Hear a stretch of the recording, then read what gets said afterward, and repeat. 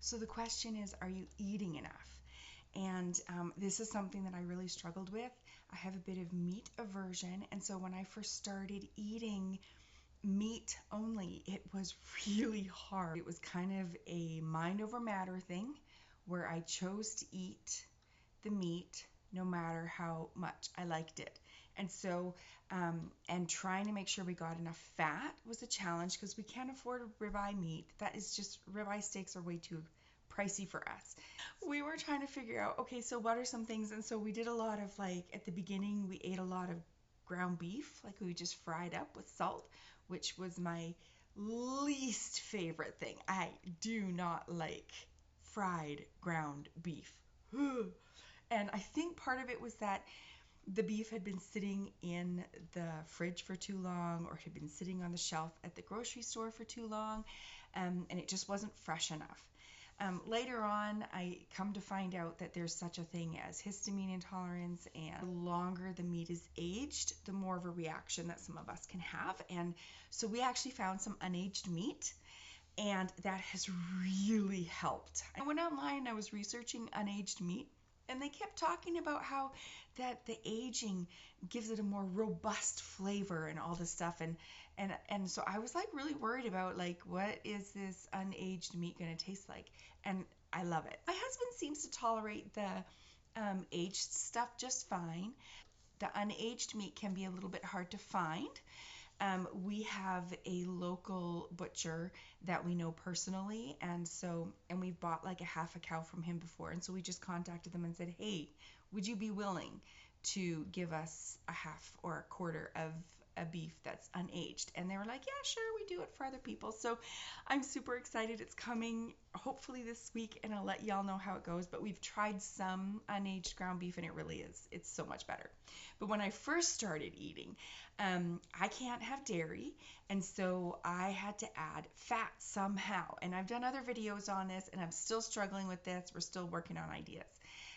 One of the things that I did at the beginning was I ate a lot of bacon, because I couldn't put butter on my steak, and I just didn't know what to do. Like, how do you get enough fat? And I was so hungry all the time, but I just couldn't eat very much. Like, it took me a good week to be able to eat more than just a little piece of steak. So I was very hungry. So I made some beef jerky when we first started on this diet, and that actually really helps.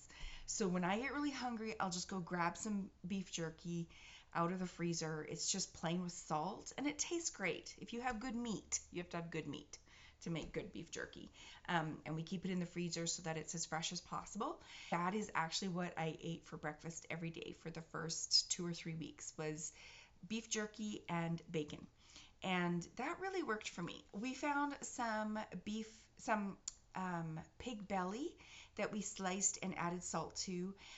So it was just like bacon, only it didn't have all the nitrates and all the other stuff in it. And it's actually really good, just plain like that.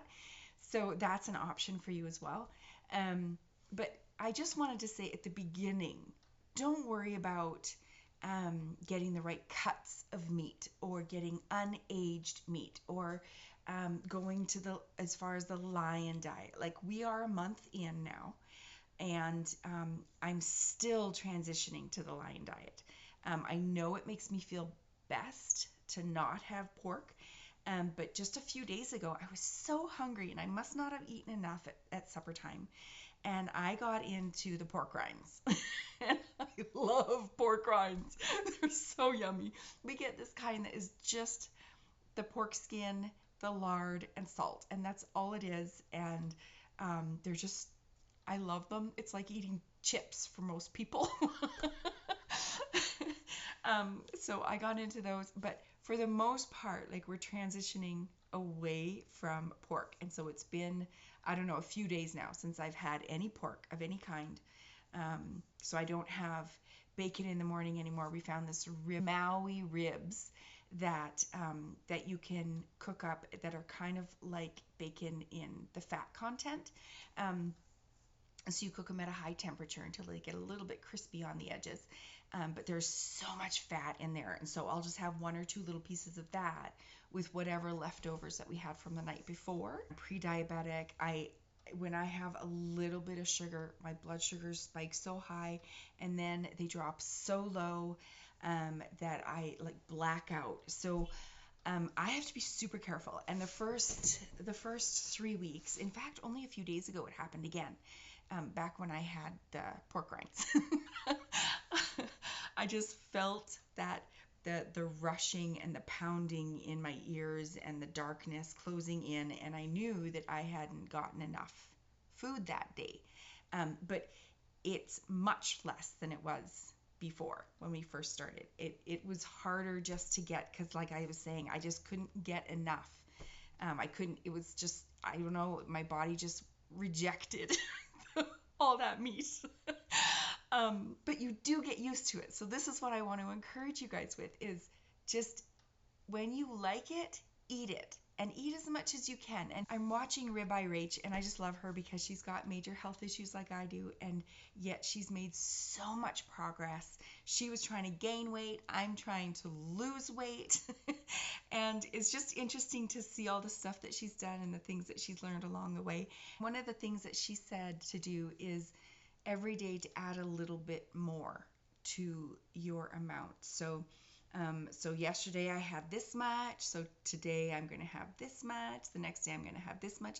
Well, it's been only a month, and already I can have like a giant steak for supper, and that really makes a difference with my blood sugar levels and the hunger and all of that. But honestly, I think it's getting better. Like, I used to wake up starving in the morning during this month that we've started, and now I can wait till about 11 o'clock until I eat something, but then we're not eating lunch until like 2 or 3, and then we're eating supper at like 7. So it's throwing things off a little bit, and we're winging it, right? But I just want to encourage you, just keep doing it and do what really works for your body, makes you feel best. She actually used honey to balance her blood sugars when she first started, because she would actually pass out. I started out with just using some raw goat milk every day, and that helped for the transition. But I really think that the biggest part of the transition is just giving yourself time for your body to make that huge change. Your gut is changing, your blood sugars are changing, how your body uses your nutrients is changing. Like, there's so much changing in your body. So if you can just hang in there and eat as much as you can, make sure to have enough fat. If you can have dairy, slather that stuff on there, man. My husband puts about 3 tablespoons of butter on his steak or his burgers, everything. And he just loves it because it makes it taste so good to put butter on it. I'm having a little bit more of a challenge in that area, so I actually scoop up some tallow that I've rendered down, and I just swallow little bits of it with some fizzy water throughout my meal. So 1 bite of meat, a little bit of fat. It's not ideal. We're actually getting some unrendered tallow or suet, and frying it really, really hot, or maybe in the air fryer or something, so that the outside can get a little bit crispy. Tim's even thinking of putting it on the barbecue, but I think that's going to make a huge mess, and we're going to get a lot of smoke on our meat. Not the good kind of smoke. Just be encouraged. You are making a really big choice for your health that is so, so good for you. Keep watching your videos. I am praying for you guys, and please reach out and let me know how you're doing and how I can pray for you.